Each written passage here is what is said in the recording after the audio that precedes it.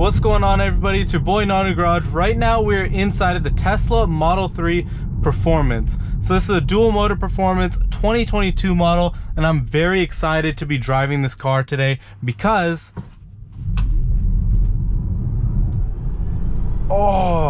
so we've driven a Tesla Model S Plaid on the channel, and that Model S Plaid is just so stupidly fast. It is just impressive how fast it is. However, the balance of the car doesn't seem all there. But now we're in a smaller Tesla, the Model 3, which is the smallest one you can buy, and it already feels like it's going to be more nimble. I'm excited to see how the braking feels, because the braking in the Plaid was really just a huge disappointment in my opinion. We have our track mode right over here. We're already loaded into our track mode, and we're going to be playing around with this throughout the video. But let's go ahead and start off in the race preset, which is 50-50 handling balance. So handling balance is the balance between front wheel drive and rear wheel drive, and if there's any bias. So I've heard it's going to probably understeer on this mode here.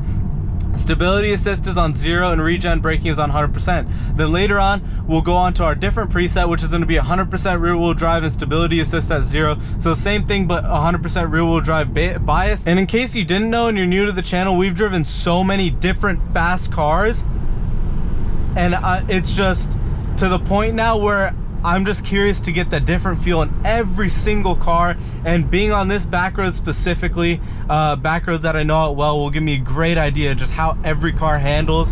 But it's just absurd, the instant power in this car. As you can see, the speed just constantly climbing so quickly. And let's go ahead and hit the brakes here.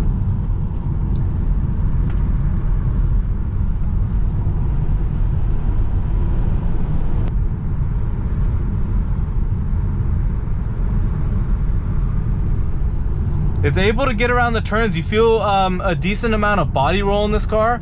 Brakes right now feel solid, but I have heard that they have a tendency to heat soak. So I did realize that the car is understeering a little bit on that last mode that we were on. So let's go ahead and turn around and play around with the different modes here. Just create setting. Let's go handling balance 100% to the rear. So that doesn't mean that it's 100% of the power going to the rear. That's just the bias. Handling balance basically means the balance of just the bias. Regenerative braking you kind of want to have on 100%, because that helps you with braking. It's the motor slowing down itself. If you've driven an RC car, you know once you let off the gas, it kind of just slows down like that. So it's going to help the brake pads, help them wear out less. The stability assist is at 0. We can go to -10 or +10. I don't want more assistance. I even know on -10 there's still assistance, but on 0 I feel like it's gonna be the happy balance to where the car doesn't want to drift around everything, but it's gonna be able to get a little bit of slippage out of the turns, hopefully.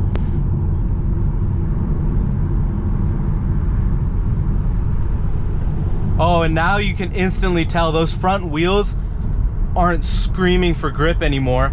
It's kind of wanting to just kick out that back end now, rather than have the front tire just and kind of just skip along and understeer.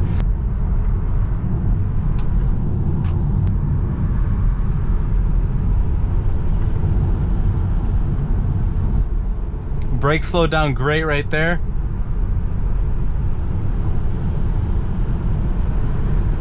So right there you do feel quite a bit of body roll, but it's able to still hold the line. You don't feel the back end start to slip out, but you feel if you do give it more gas and speed, the back end definitely will slip out, rather than just understeer and you're gonna skid into the other lane. It feels like it's just gonna start to slip out.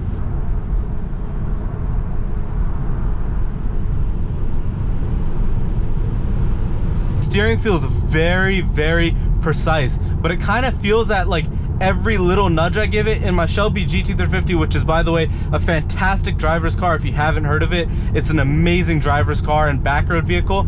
If you give it little turns like this in the wheel, it doesn't do anything, but then it starts to do stuff and it's linear. The steering in that, it's linear, smooth, but still has that perfect tightness. This car, on the littlest nudges, I got the front wheels all moving around right now on this little nudge, and it feels very, very precise and instant and snappy, the steering.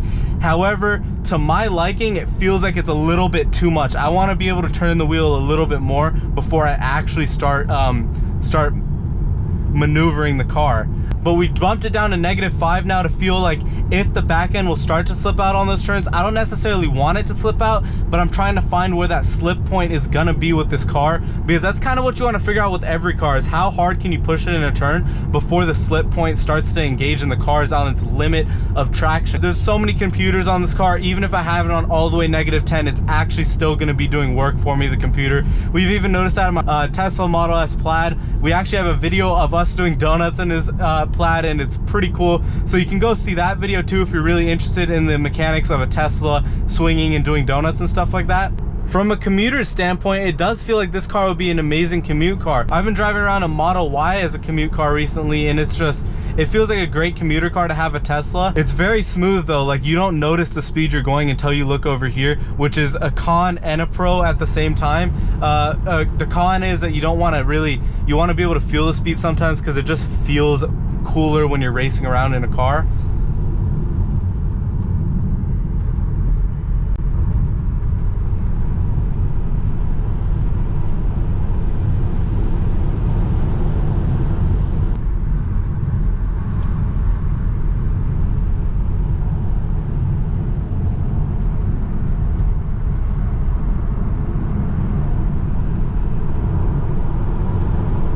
It feels so much better in this handling balance to 100% rear. I'm not sure why the racing preset is this right here on 50/50, because it feels like it's understeering. So we're gonna try that out again now. We're gonna be in race preset, but it feels like it's understeering so much, and it feels like I'm able to push so much more speed through those turns, and it's so much more confidence aspiring having it on 100% handling balance to the rear. It's just a little bit of a floaty car. Wow, that's 80 miles per hour. Keep it going, keep it going. 100 kilometers per hour. It's quick, but I could see how it gets boring fast, because it doesn't, it kind of lacks emotion having a Tesla. Let's go ahead and see how it reacts to this turn.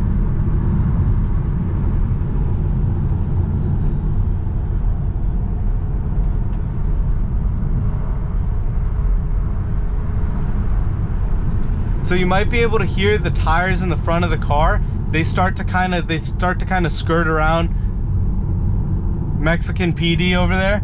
You can kind of hear the tires of the car, but it does have a lot more handling in it, but it kind of like, I don't know, it speaks to you more on the 100% rear balance, if that makes sense. This, you do feel the tires and it starts to understeer a little bit, but it does have a lot more turning in it. But I kind of don't like that feeling of being able to hear the tires and knowing that I'm already reaching kind of close to the limit. I'd rather oversteer than understeer.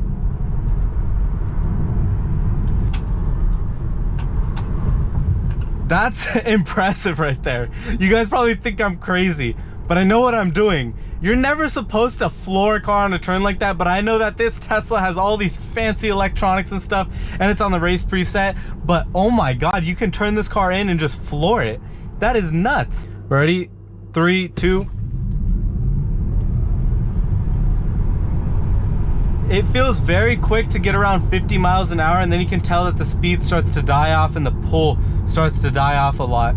But anyways, yeah, that track mode is definitely a great addition to the car.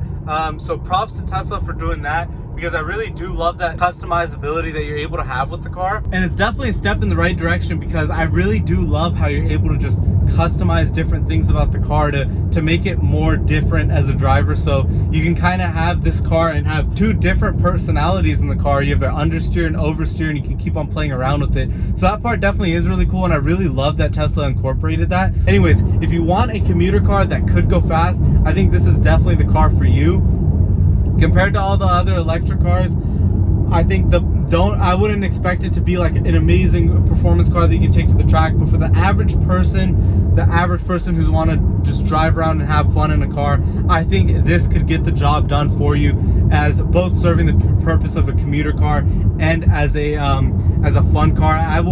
I personally, because I'm a huge car enthusiast, would not at all rely on this to be my fun weekend car, and that's because I'm a big car enthusiast. However, if you're not a very big car enthusiast and you're just looking for something to have a little bit of fun in, and you don't have that much of an interest in cars, I definitely do think that you will end up liking this Tesla. Yes, it gets a little boring after a while, but then I'm also speaking from the perspective of a hardcore, just car enthusiast. This is coming from the standpoint of a person who's a huge car enthusiast, who does, that's all I do is just car reviews and stuff like that, and I really enjoy it, and that's my opinion on it. But if you're not a huge car person, I definitely could see this getting the job done for you and being a car that you like. Anyways, shout out to the owner for letting me drive it. Acceleration and chill too, and I'll show you really quick what chill does. I floor it.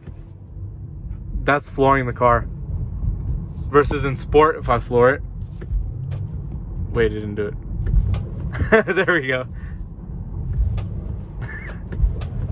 Oh my god, that's just ridiculous. Anyways, make sure you guys all like, comment, and subscribe. If you want to see any other videos with this car, or you have any questions about it, make sure you guys all let me know down below in the comment section. I'll be sure to answer them. I appreciate you guys all watching this video. Let me know your thoughts on it down below in the comment section. I'll see all you guys in the next one. Peace.